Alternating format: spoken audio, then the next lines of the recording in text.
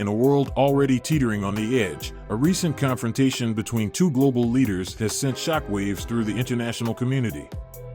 Could this be the spark that ignites World War III? And what does it mean in the context of biblical prophecy? Let's delve into the explosive meeting between President Trump and President Zelensky, its potential implications for global conflict, and how it aligns with ancient predictions. On February 28, 2025, President Trump and President Zelensky met at the White House to discuss a critical minerals deal aimed at supporting Ukraine amidst its ongoing conflict with Russia.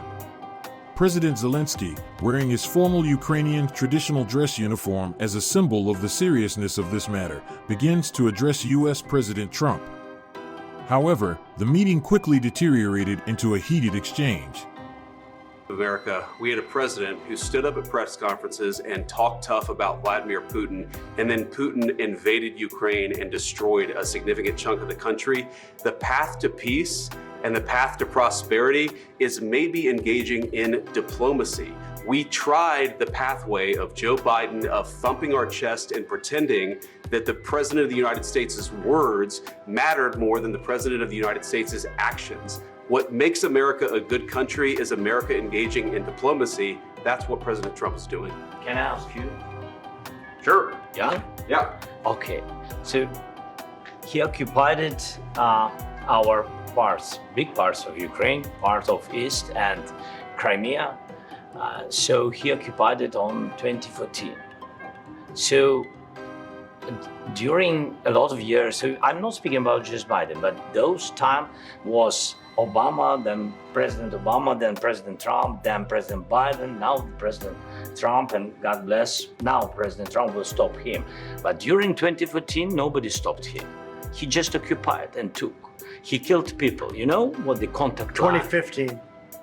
2014 2014. and 2014. 2014. Yeah. So I was not here. Yeah, but That's exactly right. Yes, but during 2014 till 2022, yeah, the situation the same. The people have been dying on the contact line. Nobody stopped him. You know that we had conversations with him, a lot of conversation, my bilateral conversation, and we signed with him, me, like a new president. In 2019, I signed with him the deal. I signed with him, Macron and Merkel, we signed ceasefire. Ceasefire, all of them told me that he will never go.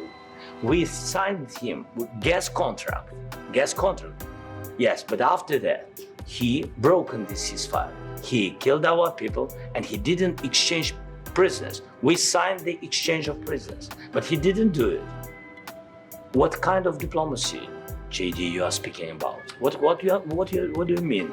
I'm talking about the kind of diplomacy that's going to end the destruction of your country. Yes, but if you Mr. President, with respect, I think it's disrespectful for you to come into the Oval Office and try to litigate this in front of the American media. Right now, you guys are going around and forcing conscripts to the front lines because you have manpower problems. You should be thanking the president for trying to bring an end to this conflict. Have you ever been to Ukraine that you say what problems we have? I have been to. Come once. I've actually watched and seen the stories, and I know what happens is you bring them on a propaganda tour, Mr. President. Do you disagree that you've had problems bringing people into your military? And do you think that it's respectful to come to the Oval Office of the United States of America and attack the administration that is trying to prevent the destruction of your country? A lot of questions. Let's start from the beginning. Sure. First of all, during the war, everybody has problems. Even you, but you have nice ocean and don't feel now, but you will feel it in the future. God bless. You don't know that. God bless. God bless. You will not have a war. Don't tell us what we're going to feel. We're trying to solve a problem. Don't tell us what we're going to feel. I'm not telling you. Because you're in no position to dictate that. That's Remember exactly what this. You're in no position to dictate what we're going to feel. We're going to feel very good. You will feel influence. We're going to feel very good and very strong. You will feel influence. You're right now not in a very good position. You've allowed yourself to be in a very bad position, and he happens to be right about it. From the very beginning of the war. You're not in a good position. You don't have the cards right now.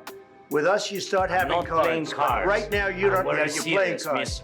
You're playing cards. You're gambling with the lives of millions of people. You're gambling with World War III. You're gambling with World War III. An unprecedented shouting match broke out in the Oval Office Friday as President Donald Trump rebuked his Ukrainian counterpart Volodymyr Zelensky.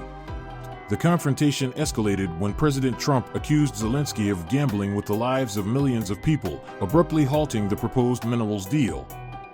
This was after Zelensky and demanding U.S. full allegiance to Ukraine because he was uneasy about Trump's relationship with Russia's leader Vladimir Putin. This ultimately led to a shouting match between the Vice President J.D. Vance, President Trump, and Ukrainian President Zelensky. The Ukrainian ambassador to the U.S., Oksana Markarova, was visibly mortified during the exchange, a moment that quickly went viral. The reactions from the room were reasonable compared to the ramblings for the three leaders in the room, not for the arguing, but for the fact that dirty laundry was aired out live to everyone. Something never before witnessed in the theater of the presidency. The way these normally go was that each nation's diplomat work out and agree upon a deal. Then the leaders come out together to smile and celebrate in front of the camera. Reports revealed that a deal was reached by the diplomats, but Zelensky had other plans when the camera was focused on him. Trump is famous for his short temper and less poised demeanor, especially lacking the nuanced skills of a politician, so Zelensky, like many others, milked it hard to get a reaction. Zelensky wasn't expecting a couple of truth bombs that the media is purposely overlooking. You have a damn good chance of coming out okay because of us. Mr. President, we are staying in our country, staying strong from the very beginning of the war. We've been alone, and we are thankful. I said thanks you haven't in been this alone. cabinet. You and haven't been alone. In this cabinet. We gave you, through this stupid president, $350 billion.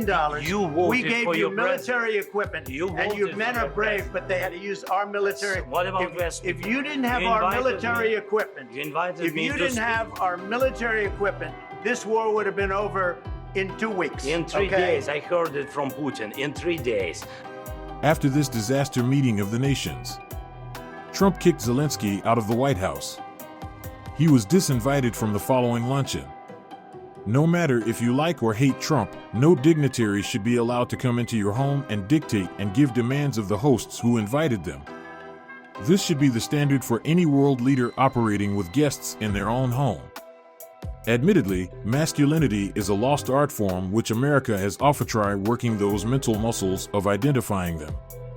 This was an ambushed journalist moment, but from another country leader which could possibly backfire. If Zelensky truly wants peace, then take the deal to walk away from a fight, not ask other people to continue fighting with you. The breakdown of this high-stakes meeting has far-reaching consequences. Strained U.S.-Ukraine relations, the abrupt end to the minerals deal, and the public confrontation have jeopardized the alliance between the two nations and possibly fractured the NATO beast system. Empowerment of Russia, the discord plays into Russia's strategic interests, potentially weakening the united front against its actions in Eastern Europe, thus strengthening the BRICS. Risk of escalation, with diplomatic channels faltering, the likelihood of miscalculations increases, inching the world closer to a broader conflict. Could this be the catalyst for World War III? To answer that, we must turn to ancient texts that some believe have foretold such events.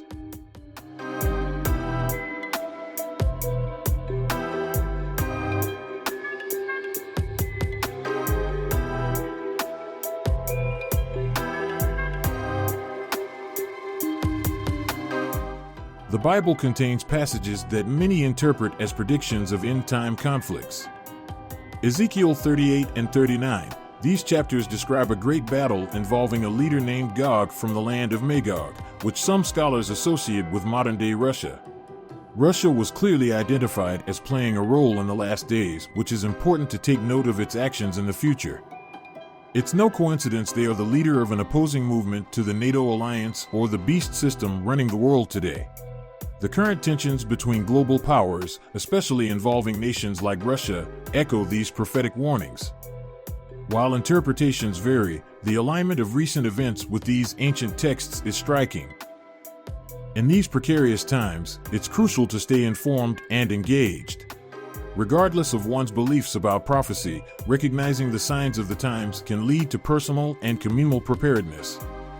For the believers, you should already be noticing the way the wind blows, but even of the so-called believers, most are too blind to see how obvious it all is. The recent clash between Presidents Trump and Zelensky serves as a stark reminder of how quickly global stability can unravel. World War III is inevitable, and as this demonstrates, it can come as a thief in the night or a long drawn-out series of conflicts. Whether we view through the lens of political analysis or biblical prophecy, the call to action remains the same: seek understanding and remain vigilant. This is America. This is Babylon. You people out of money and get away with it. You can't talk to me like Hey, that. you fat Irish prick, you put my money to sleep. You go get my money or I'll put your brain to sleep. Subscribe to 3 Seconds to Midnight. Time is running out.